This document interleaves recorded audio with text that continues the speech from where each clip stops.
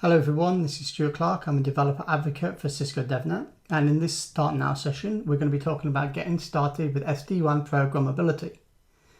So without further ado, let's look at our agenda and see what we're going to be looking at today.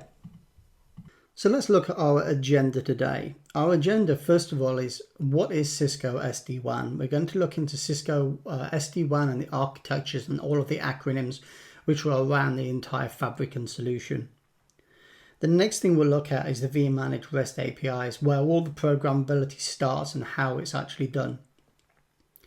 We'll follow this up by how we consume the vManage APIs, how you use the documentation around the APIs, and this loops us really nicely into the whole URI structure of the APIs and how we build those and define the calls that we make to the vManage and to the SD-WAN fabric.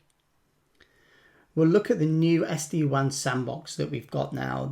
We've overhauled all of the SD-WAN sandboxes within DevNet, and we've delivered a much bigger, much more up-to-date topology for both the always-on and reserve sandbox. And using this sandbox, we'll do some coding and some demo and show you how all of these things are glued together, and you'll see the sandbox in action as well. So first up, let's look at the Cisco SD-WAN architecture. And why SD-WAN? Well, the main points in a software-defined network approach is to display network data plane and control plane disaggregation in favor of an API open network for better interoperability between systems and processes and automation. The whole concept really goes around 4 elements. So if we look at the panels on the left-hand side, starting from the bottom up with the data plane. The data plane, or within Cisco SD-WAN terminology, vEdge. This is a router which completes the control and data plane policies from the vSmart, and this is able to run our protocols such as OSPF and BGP to create the connectivity on the LAN side, but also we can use MPLS providers or cell providers if necessary. The vEdges establish the secure IPsec tunnels with other vEdges depending on the selected topology. And in this topology that we're looking at, we've got data center, campus, branch, SOHO, and cloud. A lot of the time, these solutions, like let's say the branch and the campus, will need to get resources from, say, the data center. So they will give us that connectivity from each campus or branch into the data center over the secure IPsec tunnels. Next up on the list is the control plane, or vSmart here. And this is the controller for the network. It's responsible for managing all of the control and data policies used by a special overlay management protocol, or OPM. Next is the one that more people are kind of familiar with, which is the management, or the vManage. And this is the fully manageable central portal where we can run and operate software-defined networks. Everything here is in the UI, and this is also where we make our API calls to as well. And then finally, right at the top, we've got the orchestration, or vBond.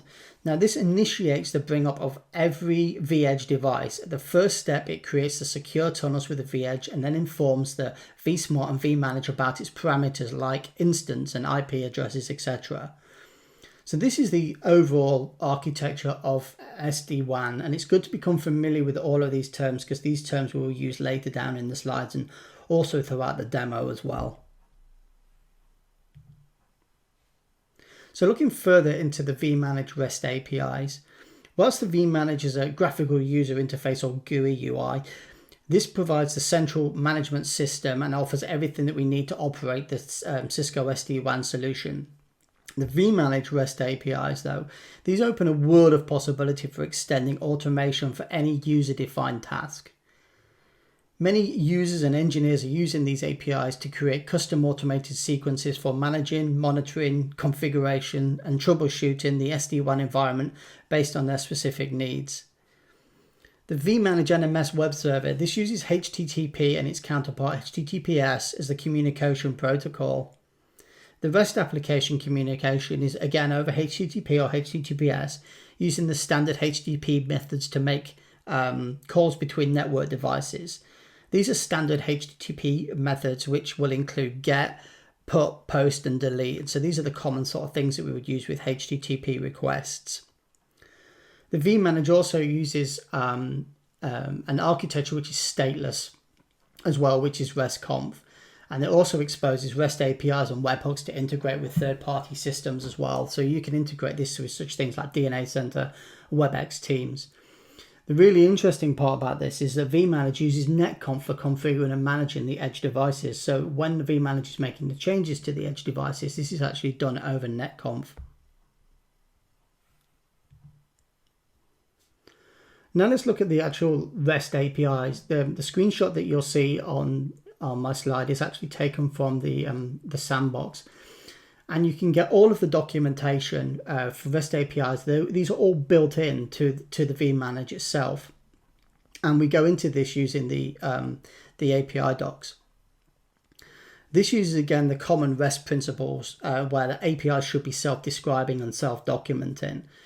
The resources are all in collections, and resources in the SD-WAN API are self-documenting, describing the data you need to make the call and the responses from each call. However, I have to say the collections and resources do assume that you're familiar with the SD-WAN overlay network concepts, hardware, software, features, and capability. And these are some of the things that we covered right at the top in the architecture slide as well. So it's good to be, like I said, familiar with all of those. The SD-WAN REST library and documentation are all bundled into the vManage web application software, and these are all grouped into collections. Each collection contains a single type of resource, so that's also worth knowing as you go through all of the resources when you're clicking through these and going through the UI to find them. In the SD-WAN REST API solutions, the resources are present at the top level of the API, and then you can drill down further into those APIs. So you might want to expand the alarms and notifications and see all the APIs that are in there, or diagnostics or resource pool, configuring database or something like that. To access all of the API documentation, you go to the web browser of your UI, enter your IP address or DNS name, and then you add the /API docs, and that will give you the page that you're seeing there on the screen. And then you can expand into those and drill down of those. What's really interesting here is, as well, is you can actually test all of the API calls, and you can try them within the Swagger UI. So before you move them into code, or you move them into Postman, or you start building them into your workflows, you can actually try them out from the Swagger documentation within the UI as well. Now we'll look at the UI structure, and this, typically is our HTTPS. As we mentioned before, this can be done over HTTP or HTTPS, where data is sent between, the client and the server. And then we have the server or the host, which is the IP address or the DNS name to connect to our vManage, which is the vManage IP, sorry. And then we have our resource, and the resource is the location of the data or object of interest. And that was when we were talking about resource and the collections that you saw before. And then finally, we have the parameters. The parameters there are the details to scope, filter, or clarify requests. And these are often optional. So if we was looking into this, we could actually end this particular call here at the /state. However, we're adding additional parameters on here to look at actually a device and a device ID. And the IP that you see here would be a system IP. So we're actually drilling down into a single device here to get that BFD information from the device with that added parameter just on the top side there. Okay, so now we know a lot about the SD-WAN fabric and the architecture and all of the terms. We're now familiar with all of those. So let's get into the coding demo, where we're actually going to start pulling information back and building code against the Cisco SD-WAN APIs. This is the topology that I'm going to be using today, and this is the new SD-WAN sandbox. This is the reservable sandbox. We do have two SD-WAN sandboxes. One is always on, but this is the reservable one which we're using today. If you use the SD-WAN sandboxes before, you'll see this is hugely bigger than what we actually had previously. There's a lot more features, a lot more devices, and we're running a lot newer code in here as well. So you can use a lot more of the APIs that Cisco has to offer in the SD-WAN sandbox. In the first part of the demo, we're going to use Postman, and Postman's a really, really great way of starting to use APIs, becoming familiar with them, and starting to build out your code samples. For testing APIs, I find Postman is a really, really great place to start. So you'll see what I've already done ahead here is just imported my SD-WAN collection here, and you can see my collection on the left hand side, along with a whole bunch of other collections which I have within my Postman library here. The next thing I'm going to do is go up into the right hand corner here and select my environment, and I've got a number of different environments here, so I'm going to select on the Cisco SD-WAN environment here. Now I can inspect this and find a little bit more detail about this by clicking the little cog on the right hand side here. This expands and brings out a manage environment box, and I'll click onto this here. And what this will show you is it will show you the all of the variables, the initial value and the current value. So we have the IP address of the device of the vManage, our username and password are here, the port that we're going to hit, and the token as well, which we're going to pass to the device to authenticate. Using environments is really handy. They're actually built in JSON files, and so you can import your environment here, and then if you're making repeated calls to your say your vManage device, you can then just import your environments. It saves you just manually adding in all of your username, passwords and credentials and those kind of things.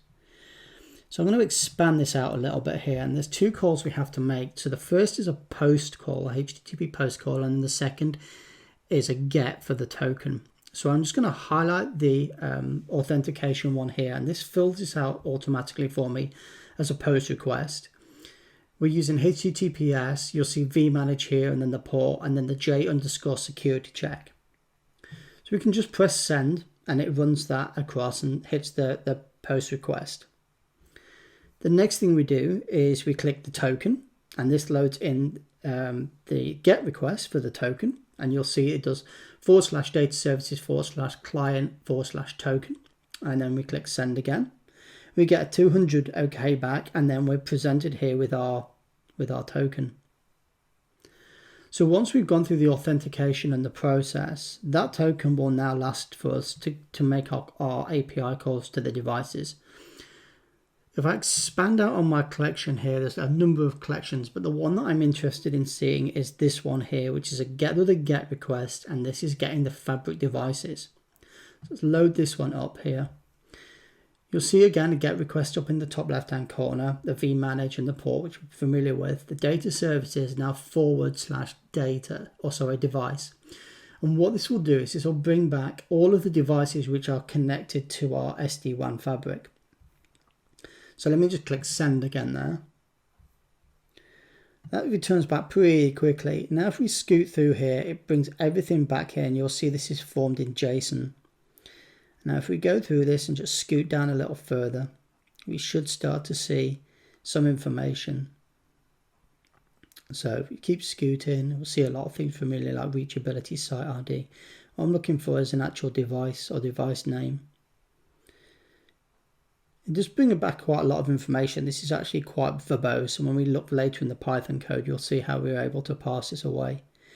Okay, so if we go down here further, we get here, we've got underneath the data section, we have device IP, system IP, and host names. This is important. So we see vManage, and this is reachable. Its status is normal, and you'll see the two IP addresses up there. If we scoot just a little bit further down, you can see things like uptime, site ID. And if we go a bit further down, like I said, this is fairly verbose, so you do have to scoot further down into this. We should just be able to see some of the vEdge devices. Let me see if I can find one just a bit further down. Data, vManage, keep going. Device ID, that's the vBond. A little bit further. Further right down to the bottom, I think, to get one of the devices. There you go. So here now we see a vEdge or a router. See that again, the system IP, the actual host name, and this is reachable, status is normal. Personality, this is interesting. So we see the vEdge here and the device type, time zone, BFD session, when it was last updated. You can see all of that great information. The other great thing about Postman here is if we go and navigate over to this little section here that says code, and we press this, what this will do is this will actually give us Python code. So we could take this code out from here and copy this into our IDE or into our REPL, and this gives us a really nice basis to start making Python calls. So if you're not familiar with Python, you're not an expert user or anything, this is really handy. And I do this a lot of the time. It's one of the reasons I use Postman, is that I can jump into here and actually see what I'll be looking at, what I need to send in the headers, the URL, for example, the response. and how to actually print all of this information out as well. So this is really useful. If you're not a Python person and stuff, you'll see on the left hand side there's a whole other bunch of languages as well, such as curl and go, Java, JavaScript, loads of information there as well. So if you're not using Python, there's other languages for you to use as well here, but we're interested in Python in this one, and so you can pull that information out from this code. Okay, so we saw how to start using the SD-WAN APIs using Postman. Now we'll look at going a little bit further now and start using Python to be able to do this. I've broken this down into 3 pieces of code just to make it easier to consume. The first thing that we mentioned before was the authorization, and I've written just that little piece of code that we could have pulled out from Postman, and I've put this as just a separate piece of code. We use requests on this, so request is pretty much the standard library for HTTP requests. So we import that first of all. I've then disabled the SSL warnings, just in case you're wondering what that one is on line 5 and 6, because this is in a sandbox. We've disabled the SSL on the certificate on the front page of the vManage, and just to stop us getting any sort of nasty little prompts when we're running this in the terminal. The next thing we do, we pass down here, is we create the variable for our IP address of our device. Now, if you remember on the Postman example, the first thing that we had to make was an actual post request to the IP address or the vManage, followed by a JSecurity check, and then we pass the username and credentials into here with the J username and J password. As I mentioned before, this is a post, so we actually do a post session, then we hit the SD-WAN URL, then we pass our credentials in there, and we set the verify to false, because like I said up here, we're disabling the security warnings. The next thing we actually do in here, we're in a little bit of error checking into the code here, just to see if it actually works or not. So we have a basic if and else statement here. So if this is failed, so say for example we got the IP address wrong, we would actually go through here and we would actually see the failed come up as well. But in this case, if we see a success, we will actually see success, and then the next thing it'll do is going on to getting the actual token. We create another variable here, and then we pass that URL in that we saw before, data services client token. And this is a get request, and then we get the XSFRF token here. If the token is okay, then we carry on and we print token success. If it comes up back with anything other than 200 though, with the HTTP request, then that'll be a fail and we wouldn't get anything back. So we can actually run this piece of code here. So let me just run this. I do need to be in a virtual environment. So I'm just going to enter my virtual environment and then go back into the directory.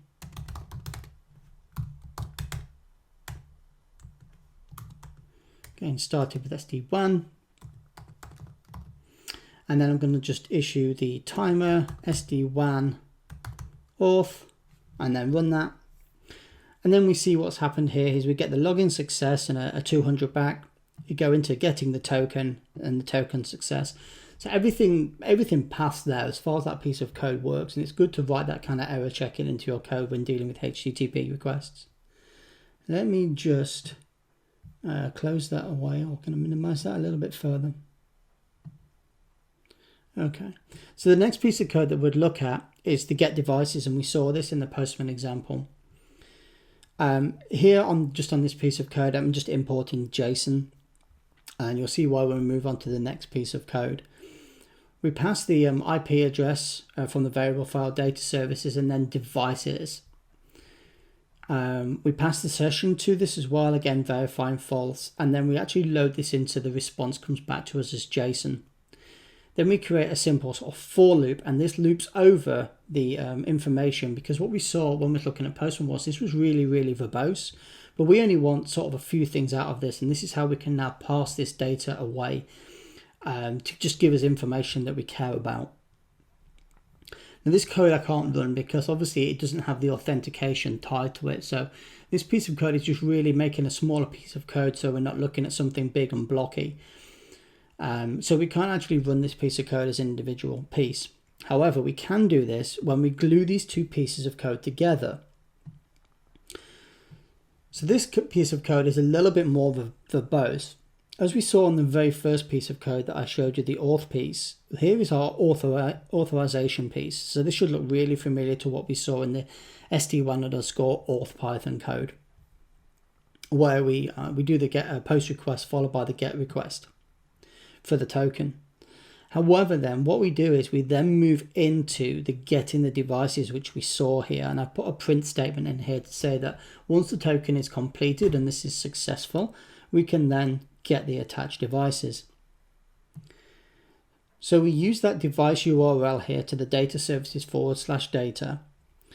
I'm using something called Tabulate here. You would have seen I would have imported that right at the top, and Tabulate is a really nice way just to put everything that you're pulling back in your data into a nice table, rather than looking at it in just a blob of JSON there. What we do is then we loop over that response that we saw from data, and then I'm looking to get back the host name, reachability, device status, device ID, site ID, device model, the version as well, and the certification of validity to that as well. And then we print that out here into this what's called a fancy grid, and this will print it out into a grid. So let's see this code running. So back into the terminal again. So we just issued Python SD-WAN, I think that thing was code.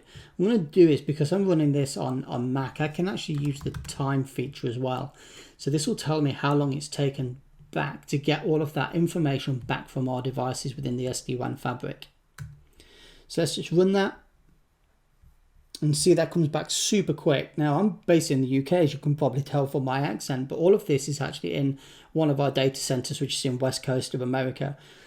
So we went through and we did the login service with the 200 again. We got our token back, the token was successful, and then we went to the API call for getting the device. And this is all of the information that we pulled back from here. Let me just make that just that tiny bit smaller there. There you go.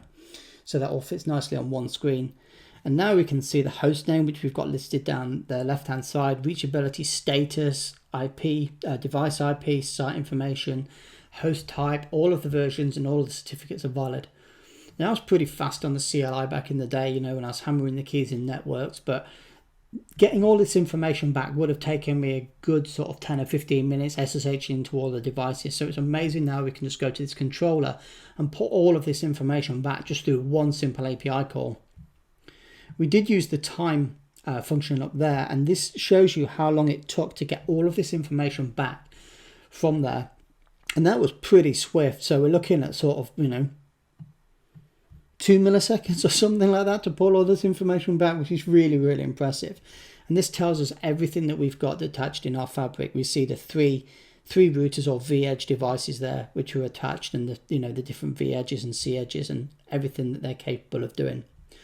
So this is how we went from Postman into Python to actually building this code and using the APIs to pull information back from the SD-WAN fabric via the vManage. So that was our demo today in this session. Now I'm sure you want to try this yourself, and you can. So following the links on the screen here, you'll be able to get to the sandbox and reserve your own instance. The Postman collection that I showed you as well, you can grab that, import that into your Postman client and start using that straight away as soon as you reserve the sandbox. And then if you want a copy of the code and you can run the code again against the reservable SD-WAN sandbox, feel free to do that as well. You can grab the code as well there. You can explore more codes that we've seen or have on DevNet as well. We have them in Automation Exchange, and we have the sandboxes as well. You can even explore how this relates into certifications as well, and looking at the DevNet IoT Dev Center as well. So it's a huge ton of resources in there on DevNet which you can use and start consuming straight away. If you do have more questions, I encourage you to stay in touch. There's me sat in a nice little boat there on a day out. All of my contact details are there on the left-hand side of the screen. You can follow me on GitHub, where you'll find all of this code, or follow me on Twitter, or even reach out to me via email or Cisco Teams. I would advise you to also follow Cisco DevNet through the social media channels, and you can follow as well the Cisco DevNet GitHub account, where we constantly post more information on different parts of code which you can use and learn from for your certification, just for your learning to get used to using Cisco APIs. I hope you've enjoyed watching this session. It's been great fun to present and great fun to build with all of you. I hope to see you all soon. Take care. Thank you for your time.